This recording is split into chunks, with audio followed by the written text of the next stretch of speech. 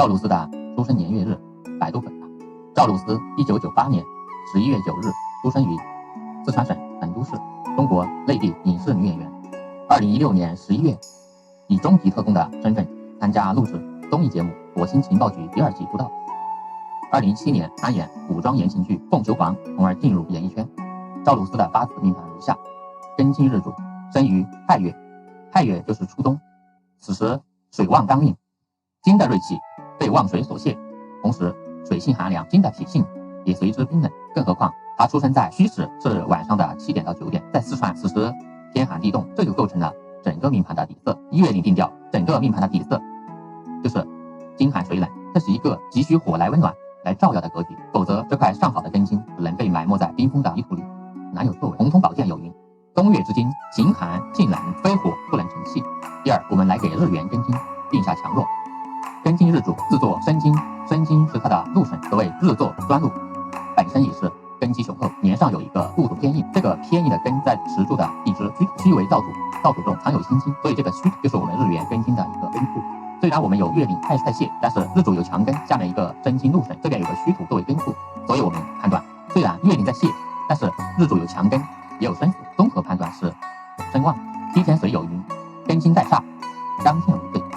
所以我们认为身旺才是他能够成为顶流的根本，才能担得起命中巨大的财，才能在风浪中长好自己的舵。下面我们来给赵露思的命盘定下格局。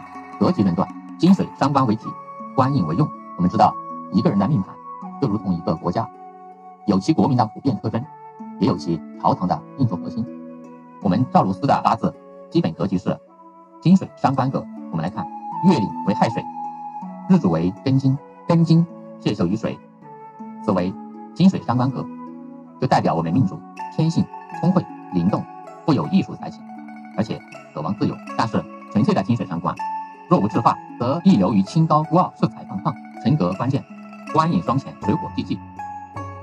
此格局之所以能成而非败，全在于水火土金之间的完美调和。重通宝鉴总论东京，金水伤官，喜见官杀。书中明确指出，冬季的金水伤官，因为性寒性冷，必须见到火，也就是官杀的温暖，方能发育秀有所作为。我们来看，此造石柱为丙戌，丙火为七杀，下面的虚土为火库，也就是丙火七杀作库而来，这个就是格局成格的最重要的条件。所以我们对赵露思八字格局的论断的结论是，此造为金水伤官配官印的顶级的成格八字，以伤官的才华为表，官杀的权柄为用，以印性的智慧为媒，三者兼备，互相成就。第四，层次论断。我们知道八字论层次，最忌平稳无波，最喜有病又有药。所以一个命盘中矛盾越是激烈，冲突越是巨大，一旦有神来之笔将其化解，那么它的成就，它的层次反而越高。在命理学中有一句名言：有病方为贵，无伤不是奇。我们分析此造之病可谓病入膏肓。第一，气候之病，金寒水冷，全局冰封，毫无生机。第二，此命局还存在结构之病，此命局有3大结构之病。首先，这边有一个寅申相冲，这是路马交战。第二，这里还有一个申亥相穿，这是才华反噬。第三，这边还有一个寅木克戊土，这是财坏印，根基动摇。所以这就是此命局的3大根本的结构之病。第三，食神之病，伤官之傲，七煞之凶，比劫之强，这是常人难以驾驭的猛兽。我们来看这个月柱，这里有一个伤官破干，这边石柱有一个丙火做库，下面还有一个申金禄神，这就是我们说的食神之病，癸水伤官之傲，七杀丙火之凶，下面禄神申金之强，都是一般人非常难以驾驭的猛兽。我们对此命局层次论断做一个总结，结论：此命盘病重药重，病要两全，格局层次极高，是典型的能将人生 hard 模式打穿，并最终登临顶峰的大女巨人。第五，贵点论断。3大支柱撑起王冠，此命局之贵非在一点，而是由3大核心优势构成了一个坚不可摧的权力铁三角。贵点之一，丙火七杀，锻炼成器。梯田水有云：根金带煞，刚健为最，得水而清，得火而锐。这就是我们石柱的丙火七杀。丙火七杀就是赵露思命中叫做炼铁的高炉。我们知道根金是顽金，就要被火炼，这个丙火七杀就是他命中叫做炼钢的高炉，它就代表他人生中所有的压力、挑战、非议和野心，正是这熊熊炉火将他根深之刚炼成了无坚不摧的锐，尤其是这个丙火克申金，这就形成了一个七杀之路的慧格，正是他化压力为权化磨难为阶梯的核心的作用。慧点之二，戊戌印星转化全局。古诀有云：伤官配印，贵不可言；七杀有志，以多权，印受化杀滋生功。此命局伤官非常强旺，如果伤官无志，会导致伤官见官，惹祸伤身。但是此命局一个贵点就是粘上这个偏印这个戊土的根在我们实质的虚土，这个戊戌印星就是此局的定海神针。